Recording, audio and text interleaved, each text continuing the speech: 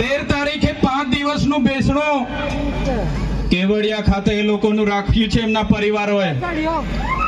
ત્યારે એ લોકોની આપવીતી જોઈને, એ યુવાનોને જે રીતે મારવામાં આવ્યા એ જોઈને ખરેખર એટલી બેરહેમીથી આદિવાસી યુવાનો પર અત્યાચારો થયા છે.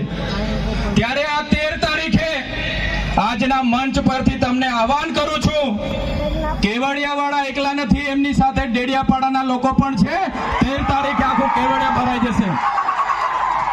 13 તારીખે આખું કેવડિયા અમે ભરી દઈશું. તૈયાર છો બધા? પોલીસના મિત્રોને પણ કેમ છું, ઘણા પોલીસ અધિકારીઓ આપણા સમાજના છે, એમને પણ હું આજના મંચ પરથી કેમ છું. તે દિવસે કેવડિયા જતા વચ્ચે નાકા આવશે ને, તો તમે જાણો ને તમારું કામ જાણે. આ આદિવાસી સમાજ